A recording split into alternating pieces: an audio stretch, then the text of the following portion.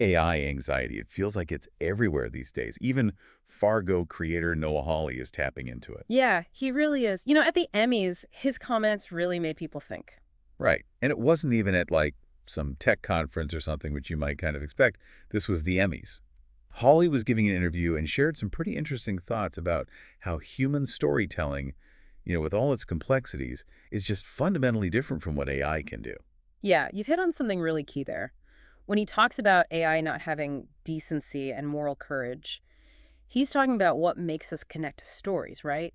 It's Hmm. about empathy. It's about struggling with right and wrong. Those are really human experiences. And he seems to be saying that AI, even with all its power, just can't really get those things, let alone recreate them, authentically. Exactly. It begs the question, can AI ever really get to the heart of what it means to be human? It's a question a lot of people are asking, and not just in Hollywood. Hawley didn't stop there, though. He went on to say we have a fight on our hands, especially with, companies using AI more and more. That's something that really stuck with me, especially with more and more AI being used in creative fields. It's like, on the one hand, there's excitement, right? This desire to explore these new tools.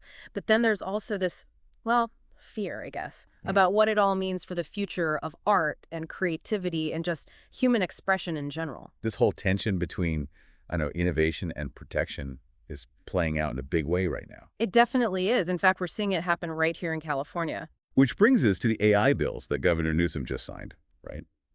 He approved 2 bills to protect actors from being replicated by AI without permission, which covers both living and deceased actors. This is huge. AB 1836 protects the digital likenesses of actors who've passed away, making sure their estates have a say in how their images are used. Imagine a studio using, say, James Dean's likeness for a commercial today without his family's consent. This bill stops that. So it's like a digital inheritance for actors, protecting them in the age of AI. Exactly. And then there's AB 2602. This one makes the rules about consent even stronger for living performers. It means actors have a lot more control over how their images get used in AI content. And Newsom even said that we're in uncharted territory with AI. He really stressed the need to protect workers, which is a pretty big statement. It really highlights how seriously people are taking AI's impact on work. And not just in Hollywood. I mean, think about it. If AI can just recreate an actor's likeness, what does that mean for actors and their livelihoods? Right, it goes way beyond just Hollywood. Absolutely. And this is where things take a really interesting turn. Because he vetoed an AI bill. He did. And it's this veto that really shows just how complex this whole thing is becoming. Okay, so let's talk about this veto. Because I gotta say, it seems a little counterintuitive. Shouldn't we be trying to, regulate AI more, not less? Well, the bill, SB Punno 47, was aiming for this big, broad regulation of AI. This wasn't just about actors or even the entertainment industry. This was looking at AI and how it affects things like tech, defense, even healthcare. Okay, so trying to deal with the really big picture stuff when it comes to AI. But Newsom wasn't on board. Well, not quite. See, Newsom said that SB 1047 was just too broad. He argued that even though it had good intentions, it didn't really separate AI that poses real risks from AI that's pretty harmless. So he was worried about holding back innovation in areas where AI could be a good thing. Yeah, that was one of his main points. He was saying that by being so broad, the bill could accidentally stop AI that could actually help people. But not everyone agreed with that, right? Right. There was some pushback to the veto, wasn't there? Yeah, there was. Jeffrey Bennett, the general counsel for SAG-AFTRA, he brought up a really interesting point. He said instead of trying to regulate all AI, which could be, well, really hard and maybe even cause more problems, why not just focus on the AI that's really powerful, the stuff that could cause a lot of harm if it goes wrong? So zero in on the specific ways AI is being used that are raising red flags instead of trying to control the whole thing. Right. It's about finding that balance, encouraging innovation, but also making sure things don't get out of hand. Which, seems like the heart of the matter. And this isn't just happening in California, right? Not at all. This is where that whole California goes, so goes the nation thing really comes into play. So Newsom might have vetoed that big AI bill, but other places are definitely trying to do something. Like Tennessee, they passed a law that's actually really similar to those California bills we talked about.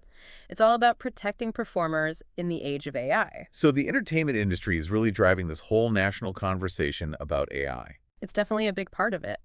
And it goes even further. There's a new version of the No Fakes Act in Congress right now. It's meant to deal with AI being used to make synthetic media, especially deepfakes. So yeah, California might be leading the way, but this is becoming a national, even international conversation. It's kind of wild when you think about Hawley's point about a fight being on our hands. Hmm. It's like he could see this wave of anxiety about AI coming, Yeah. and how it would force us to ask these really big questions about technology and how it fits into our lives. Yeah, and it's not just some abstract debate anymore. It's having real consequences. Just think about what it means for you when you watch a movie or a TV show. Will you even know if it uses AI? Or if the books you're reading were actually written by a person? It's fascinating, but also kind of scary to think about. It's like we're at the beginning of something huge, but we don't even know the rules yet. Exactly. And it's not just the entertainment industry, right?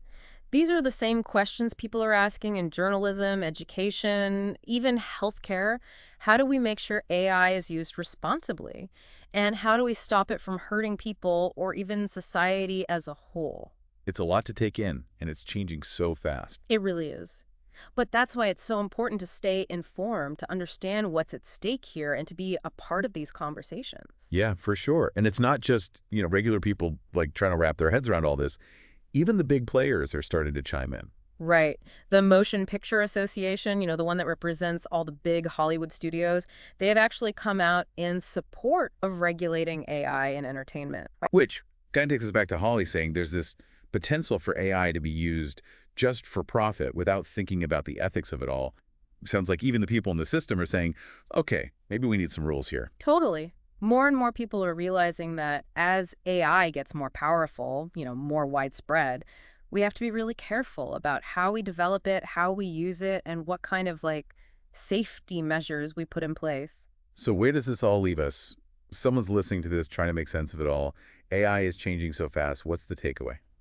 I think the big thing to remember is that this isn't just about technology changing, it's about culture changing too. AI is making us think about what it even means to be human, what we value, how we want to move forward with this technology. It's almost like AI is making us look at ourselves. Yeah. Re-examining what's important to us. Yeah, I like that. And how we answer those questions, what we decide is important, that's going to decide how we deal with this fight Holly's talking about. It's not just about jobs or stopping AI from being used in bad ways. It's about what we want the world to look like in this new age of AI. So one last thing for our listeners to think about as they learn more about this. Yeah. If, like Hawley said, decency and moral courage, those are things that are really human, things that AI can't really copy. What does that mean for the stories we decide to tell using AI? Are we using it to bring out the best in us, or are we risking something a lot darker?